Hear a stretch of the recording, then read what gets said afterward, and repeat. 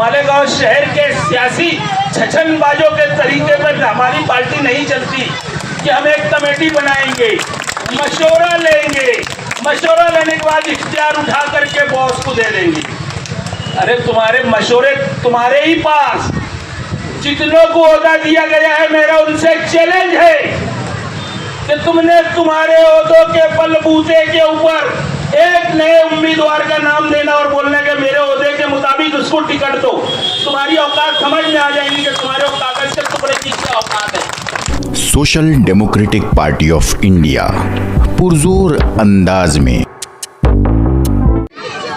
ये भी सच है कि सोचता हूँ मैं जब कभी तुझको देखता हूँ मैं, तू अगर चांद है तो साबित कर, किसके आंगन में झांकता हूँ मैं। लीजिए मालेगांव सोशल डेमोक्रेटिक पार्टी का एक छोटा सा चांद नुमा ये वर्कर आपके सामने। आज शहर Malegaon social democratic party of India यानी SDPI की जानिब से पूरे शहर में हम लोग घूम घूम कर चौक चौराहों पर कॉर्नर मीटिंग के जरिए शहर के सियासी हालात पर और इस शहर के सियासी बिजनेसमैन लीडरान पर हम तबसरा कर रहे हैं।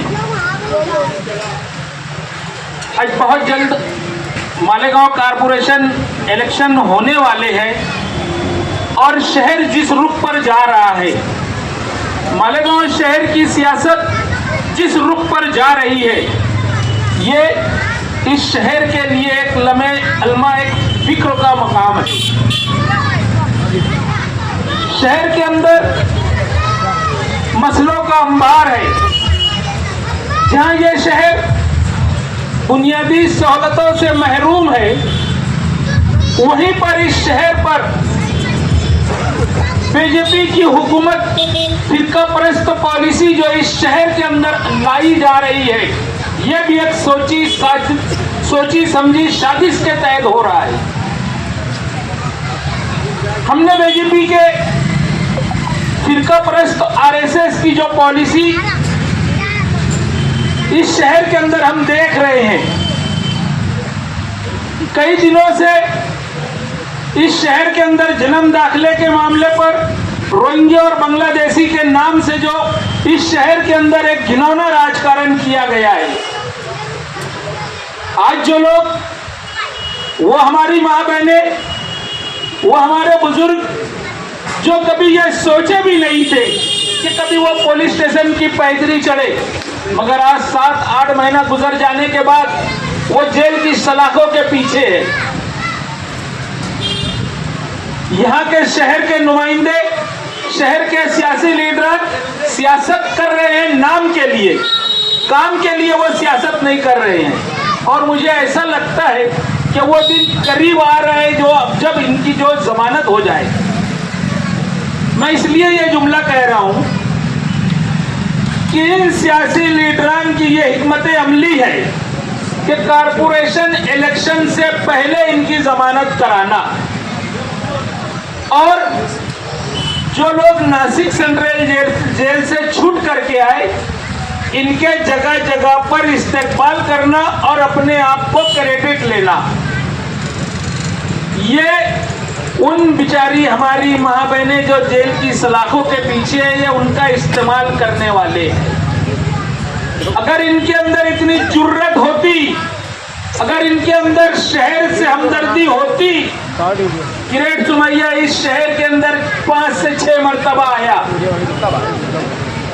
और आप सुनते होंगे कि जिन लोगों ने हारने वाले और जीतने वाले एक लाख से ज्यादा वोट लिए हैं, और इनके पास एक से एक तुर्रम है, एक से एक रुस्तम है। किरेट सुमैया की ये बीजेपी के लीडर की मुखालफत करने में वो सुरमा कहाँ गए थे? क्यों नहीं किरेट सुमैया के सामने आकर के एहतजाज करा? यही SDPI के चंद नौजवान जिन्होंने अपने जुर्रतमंदी का मुजाहरा किया और फिरका परस्त RSS का भेजा हुआ वो पिट्टू बीजेपी का लीडर किरेट सुमैया की के सामने हमने गो बैक का नारा लगाया और जेल की सलाखों के पीछे गए। इनके पास बहुत बड़े बड़े सुरमा है, बहुत बड़े बड़े रुस्तम है, डींगे मारते हैं। जहां डींगे मारने का वक्त तो आता है या बीजेपी की गलत पॉलिसियों के खिलाफ लड़ने का और डटने की बात आती है तो ये कौन सी बिल में घुस जाते हैं। आज अगर किसी गरीब मुसलमानों के ऊपर अत्याचार करने की बात आए तो रिक्शे भर भर के इनके सुरमा आ जाते हैं, इनके वर्कर आ जाते हैं। जहां पर बीजेपी हुकूमत से टकराने की बात होती है वहां कहां चले जाते हैं। यही एसडीपीआई के चंद नौजवान थे, पहली मर्तबा या गो बैक के नारे लगा करके उस सामने एहतजाज दर्ज करवाया और जेल की सलाखों के पीछे गए। दूसरी मर्तबा वो आए, हमने चैलेंज करा कि वह इस शहर के अंदर आकर के रोहिंग्या और बांग्लादेशी मुसलमानों के नाम पर अगर इस शहर को बदनाम करेगा तो हम वापस से उसका मुंह काला करेंगे।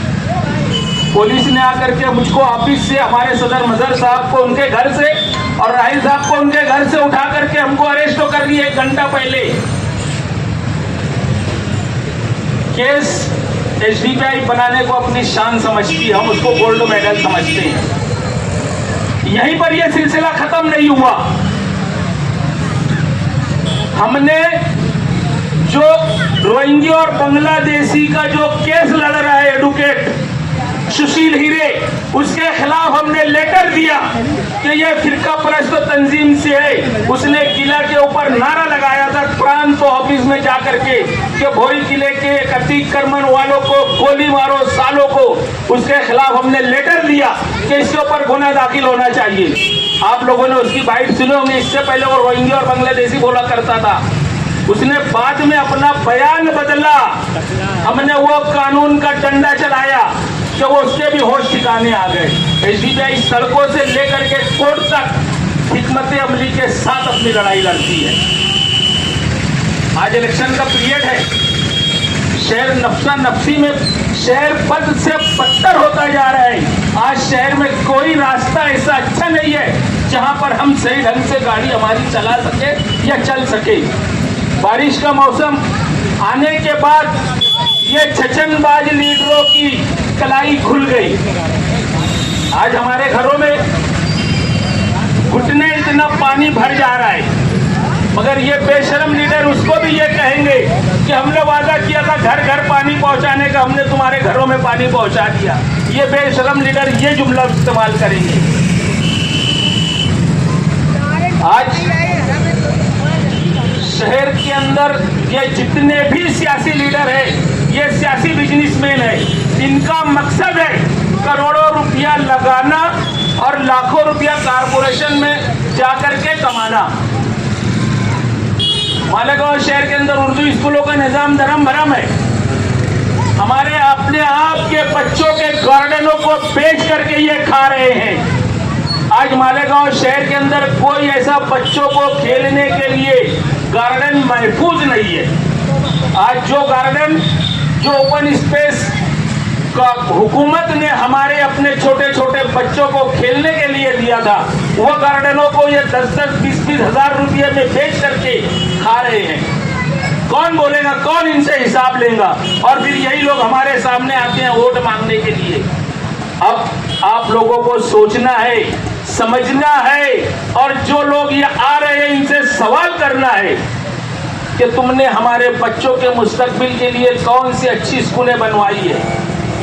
इनसे ये सवाल करना है कि इस शहर के अंदर कारपोरेशन के मातियत चलने वाले, कारपोरेशन के सरकारी हॉस्पिटल क्यों अच्छे नहीं है? आपकी नुमाइंदगी कहाँ है? आज एक हारून अंसारी हॉस्पिटल है और वो भी हमारे लिए, हमारी माँ बहनों को डिलीवरी का मसला आ जाता है तो उनको धुलिया रिवर या नासिक भेजने की बात करते हैं। या तो फिर प्राइवेट हॉस्पिटलों के अंदर हमको सीजर करने के लिए जाना पड़ता है। 35 साल 40 साल का अपना रिकॉर्ड पेश करने वाले, ना ही तो इनकी असेंबली में नुमाइंदगी सही है, ना मालेगांव शहर के कारपोरेशन में हमारी इनकी नुमाइंदगी सही है। और फिर बड़े धड़ल्ले से आ जाते हैं ये हमारे अपने सामने। इन लोगों ने हमारी अपनी अहमियत को आधा किलो चावल और पाव भर गोश्त पर समझी है। इनके अपने प्रोग्रामों के लिए ये पुलाव और बिरयानी बना करके हमको दावत देते और हम उनकी जय जयकार करते हैं। हमने उनसे कभी ये सवाल नहीं करा कि हम तुम्हारे लिए जिंदाबाद मुर्दाबाद कर रहे हैं, हम तुमको वो जगह पर भेज रहे हैं जहां पर बैठ करके तुम इस शहर के अच्छे मुस्तकबिल के लिए काम करें। आज करोड़ों रुपया वो कमा रहे हैं हमारी ऑटो पर, हमारे दम पर, हमारे नाम पर। उनके बच्चे आला तालीम हासिल कर रहे हैं, हमारे बच्चों के मुस्तकबिल का क्या?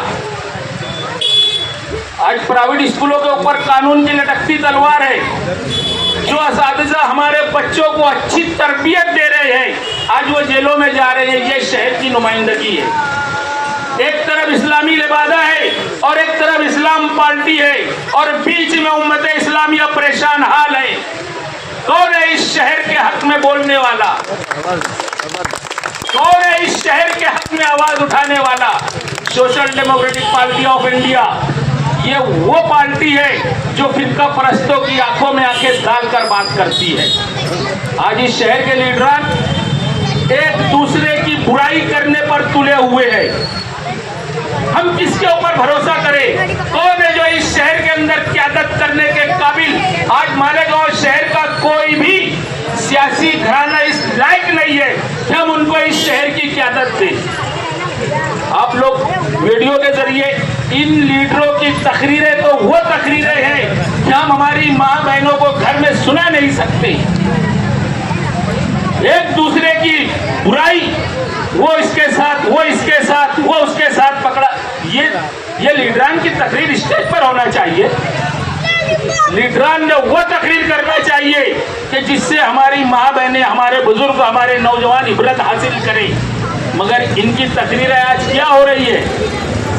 आज इनकी तकरीरें सुनने के लायक नहीं है। ना हम हमारे घर में सुना सकते हैं, ना हमारी माँ बहनों को हम सुना सकते हैं। इलेक्शन का पीरियड आने वाला है, अभी बहुत सारे इनके छचन होने वाले हैं, मगर एसडीपीआई इनके हर सचन का मुकाबला करने के लिए तैयार है। अभी इलेक्शन के पीरियड में आपके वार्ड के अंदर वादे होंगे, पूछा जाएगा 30 लाख किसके पास है तो हम उसको टिकट देंगे। जो बंदा तुम्हारे पीछे 20 साल 15 साल से तुम्हारी जय जयकार कर रहा है, उसकी अहमियत तुम्हारे पास क्या है? 30 लाख उससे मांगेंगे और उसको तुम उम्मीदवारी देंगे। जब जो बंदा 30 लाख रुपये लगा करके कारपोरेशन में जाएगा, वो क्या खाद अपने वार्ड की तरक्की करेगा? वो तो अपनी लगाई हुई कमाई को पहले निकालेगा, उसके बाद वार्ड के अंदर ध्यान देगा। सड़क पर सड़क बनती जा रही है और उसको तामीरी काम, और हम उसके ऊपर जिंदाबाद मुर्दाबाद कर रहे हैं। इस शहर के अंदर ना ही तो अच्छा हॉस्पिटल लाए, ना ही तो अच्छी गवर्नमेंट की तालीमी अदारों को इस शहर के अंदर लाए, जिससे गरीब लूम चलाने वाला मजदूर का बच्चा एक आला तालीम हासिल करे। ऐसा कुछ भी नहीं है इस शहर के अंदर इन लीडरान के राज में। एसडीपीआई सड़कों से लेकर के कोर्ट तक कानूनी लड़ाई लड़ती है, और वो लड़ाई लड़ती है जिससे आज फिरका परस्त तो उरूज पर है, फिरका परस्ती आम होती चली जा रही है। एसडीपीआई के पास कोई एमपी एमएलए नहीं है। एसडीपीआई अपने आप में खुद एक ताकत है। अगर यहाँ के मौजूदा एमएलए को फोन करना है किसी अधिकारी को, तो उठा करके ये बोलेगा कि मैं मालेगांव शहर का आजी आमदार बात कर रहा हूँ, या माजी आमदार को फोन करना होगा तो मैं मालेगांव शहर का माजी आमदार बात कर रहा हूँ। एसडीपीआई के अदना से मेंबर को अगर फोन करना है तो साफ लफ्जों में कहता है कि मैं social democratic party of India SDPI का मेंबर बात कर रहा हूँ, और वो उसकी बात के ऊपर अच्छे से अच्छे अधिकारी को सुननी है और उसके ऊपर अमल करना है। सोशल डेमोक्रेटिक पार्टी ऑफ, ये किसी खानदान की पार्टी नहीं है, ये आवाम की पार्टी है, ये गरीबों की पार्टी है, ये उन मजलूमों की आवाज है जो हुकूमत वक्त की आंखों में आंखें डाल करके बात करती है। आज हमारा कोई एमपी एमएलए नहीं है और हमको एमपी एमएलए की जरूरत भी नहीं है, क्योंकि हमारा अपना कैडर एसडीपीआई का अपना एक कैडर जो है वो अपने आप में एक लीडर है। हम अपने लीडर के भरोसे, हम अपने कैडर के भरोसे, एसडीपीआई का कैडर, एसडीपीआई का मेंबर, यही हमारा कैडर है, यही हमारा लीडर है, और हम इनके बलबूते के ऊपर जालिम हुकूमतों से टकराते हैं। और जब हम उनको अपना मेंबर बनाते हैं तो उनके अंदर वो सारी सलाहियत डालते हैं जो कानून से भी लड़ते हैं, हुकूमत से भी लड़ते हैं, कारपोरेशन से अपने मुतालबात को भी मनवाते हैं। ये एसडीपीआई के है। एसडीपीआई किसी चेहरे की और शख्सियत की पार्टी नहीं है। एसडीपीआई अपने मेंबरों के अंदर बैठ करके अपना सदर चुनती है। हमारा सदर 3 साल में बदली हो जाता, 14 साल अगर उसके मेंबरों ने, उसके कैडरों ने चाहा कि ये सदर रहेगा तो एसडीपीआई उसको सदर बनाती है। वोट के जरिए, इलेक्शन के जरिए। मालेगांव शहर के सियासी छछनबाजों के तरीके पर हमारी पार्टी नहीं चलती कि हम एक कमेटी बनाएंगे, मशवरा लेंगे, मशवरा लेने के बाद इख्तियार उठा करके बॉस को दे देंगे। अरे तुम्हारे मशवरे तुम्हारे ही पास, जितनों को ओहदा दिया गया है मेरा उनसे चैलेंज है कि तुमने तुम्हारे ओहदों के बलबूते के ऊपर एक नए उम्मीदवार का नाम देना और बोलने के मेरे ओहदे के मुताबिक उसको टिकट दो। तुम्हारी औकात समझ में आ जाएगी कि तुम्हारे कागज के टुकड़े की क्या औकात है। एसडीपीआई हम हर वार्ड में अपना उम्मीदवार खड़े करेंगे और हम अपने उम्मीदवारों से ये डिमांड नहीं करने वाले हैं कि हमको तुम्हारे पास 30 लाख है कि 20 लाख है कि 50 लाख है। तुम तुम्हारे वार्ड से 50 वफादार लाओ, 50 वफादार, और एसडीपीआई का टिकट लेकर के जाओ और टिकट लड़ो। एसडीपीआई जिसको टिकट देती है उसके इलेक्शन लड़ने की तरबियत भी देती है। उसके इलेक्शन 50 साथियों को वो ट्रेन कर करके देंगी जो तुम्हारे लिए घर घर जा करके खुद का खाना खाएंगे, खुद के पैसों की चाय पिएंगे और घर घर जा करके तुम्हारे लिए वोट मांगेंगे और तुमसे ये वादा लेंगे कि हम तुम्हारे लिए मेहनत करके तुमको वोट दिलवा रहे हैं। चुन करके आने के बाद अगर तूने इन जैसे लीडरों की मक्कारी की या अपने आप के वोट का सौदा किया मेयर के इलेक्शन में, तो अगर एसडीपीआई तुझे खड़ा करना जानती है तो एसडीपीआई तुझे बैठाना भी जानती है। कानून के वो डंडे मारती है एसडीपीआई कि वो दोबारा फिर इलेक्शन के मैदान में चलने के लायक नहीं रहता। और ये हमारी तारीख है, हमारी मिसाल है। हम एसडीपीआई अपने केडरों के बलबूते के ऊपर सारी चीजें करती है। आज मुल्कों के हालात किधर जा रहे हैं? हम आलीशान मस्जिदें बना ले रहे हैं। आज हमारी मस्जिदों के ऊपर भगवा झंडा लहर रहा है, कोई उसको ऊपर बोलने वाला नहीं है। हमसे ये सवाल होता है कि तुम्हारे पास कोई एमपी एमएलए नहीं है, क्या तुम्हारा क्या होगा? हमारे पास एमपी एमएलए नहीं है। हमने जहां जहां पर भी भगवा झंडा मस्जिदों के ऊपर लहराया गया, जहां जहां पर भी हम मुसलमानों के, दलितों के घर पर बीजेपी की हुकूमत ने बुलडोजर चलवाया, एसडीपीआई ने उसका खुल के मुकाबला करी और कोर्ट के अंदर उनको घसीटा है। अभी जल्दी में विशालगढ़ की मस्जिद के ऊपर झंडा लहराया गया। एसडीपीआई ने उसको 6 महीने तक उसके पीछे लगी और उसको जेल की सलाखों के अंदर डाली।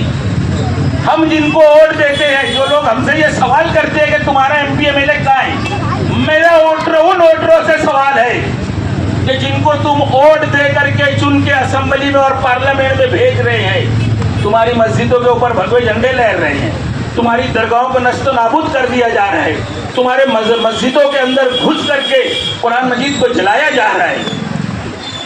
कहाँ है तुम्हारे लीडर जिनको तुमने वोट दिए थे, वो किसी भी पार्टी के हो? कहाँ है? कौन? तुम्हारी मॉब लंचिंग हो रही है। कौन सी पार्टी का लीडर, चाहे वो दलित हो, हिंदू हो, मुसलमान हो, वो कोई भी पार्टी का वो नुमाइंदा आकर के क्यों नहीं मुकाबला करता? क्यों नहीं बोलते कि ये मुसलमानों के साथ अन्याय हो रहा है, ये जुल्म हो रहा है, ये होना बंद करो। तुमने अगर ये बंद नहीं करा तो मैं तुम्हारी पार्टी से इस्तीफा दे दूंगा। है कोई ऐसा एमपी एमएलए बोलने वाला? हम उनको वोट दे करके भेज रहे हैं। हमको हमारे दिमाग में एक डर बैठा दिया गया है कि बीजेपी को हराना है तो फला को वोट देना पड़ेगा। अरे जो बीजेपी कर रही है उसको रोकने के लिए हम जिसको वोट दे रहे हैं वो भी तो सामने नहीं आ रहे हैं। एसडीपीआई यही सारे मुतालबात लेकर के आप लोगों के बीच में आई है। एसडीपीआई सरदार मार्केट पर हमारा ऑफिस है। हम अपने ऑफिस से बैठ करके 2 घंटा आवाम के काम करते हैं। हमारी अपनी पार्टी जान भी अपना, माल भी अपना, वक्त भी अपना। हम जान भी अपना, माल भी अपना, वक्त भी अपना और पुलिस के केस को हम गोल्ड मेडल समझते हैं, जो बड़ी शान से उसको अपनाते हैं। यहाँ के लीडरों के 1-2 केस बन के तो चिल्लाने लगते। मैंने इससे पहले भी कहा था कि इनके झंडे अलग होंगे, इनके डंडे अलग होंगे, इनके निशानात अलग होंगे, मगर ये सब की सब बीजेपी के दलाल और बीजेपी के एजेंट होंगे। ऐसे लोगों से हमको होशियार रहना है, ऐसे लोगों से हमको होशियार रहना है। आने वाले कारपोरेशन इलेक्शन में आप एसडीपीआई के उम्मीदवारों को वोट दे करके कामयाब बनाना है। हम ऐसे उम्मीदवारों को टिकट देंगे। एक अपना जो वार्ड का उम्मीदवार जो होगा वो अपने वार्ड से 50 वफादार लाए। लाखों और करोड़ों की एसडीपीआई के पास अहमियत नहीं है। एसडीपीआई के उसूलों से और शहर के मुफाद के लिए, वार्ड के मुफाद के लिए जो भी नुमाइंदा सामने आएगा, एसडीपीआई अपने उसूलों के साथ उससे बात करके उसको मैदान में उतारेंगी। लाखों और करोड़ों तुम्हारे पास और लाखों और करोड़ों वाले उम्मीदवार भी तुम्हारे पास। एसडीपीआई वो मजबूती के साथ अपने उम्मीदवारों को उतारने वाली है। आइए एसडीपीआई से जुड़िए, एसडीपीआई के मेंबर बनिए। एसडीपीआई का मेंबर बनने के लिए 2 ही शर्तों है कि नशा करने वाला और नशा बेचने वाला एसडीपीआई के लिए उनके कोई जगह नहीं है। एसडीपीआई ऐसे लोगों को अपना मेंबर नहीं बनाती जो नशा करते हैं और जो नशे का कारोबार करते हैं। हमारा साफ सुथरा मतलब है कि हम इस शहर के अंदर सियासी बदलाव चाहते हैं। जो शहर के अंदर चल रहा है, हालांकि वीडियो आ रही, हालांकि वीडियो बाकी है। अरे मेरे भैया, इससे ना ही तो शहर का फायदा हुआ ना होने वाला है। जो लोग ये हरकत कर रहे हैं उनको ये बात अच्छी से समझना चाहिए कि आज हमारे घर के मोबाइल जो है वो छोटे छोटे मासूम बच्चों के भी हाथ में होता है। उसका असर हमारे बच्चों पर कितना पड़ रहा है ये भी हमको अच्छी तरीके से समझना है। मैं अपनी बात को यहीं खत्म करता हूँ इस उम्मीद के साथ कि आप एसडीपीआई से जुड़ेंगे, एसडीपीआई के मेंबर बनेंगे और एसडीपीआई को ताकत दे करके फिरका परस्तों की ताकत को कमजोर करेंगे। यहीं पर मैं अपनी बात खत्म करता हूँ। खुदा हाफिज। जय एसडीपीआई।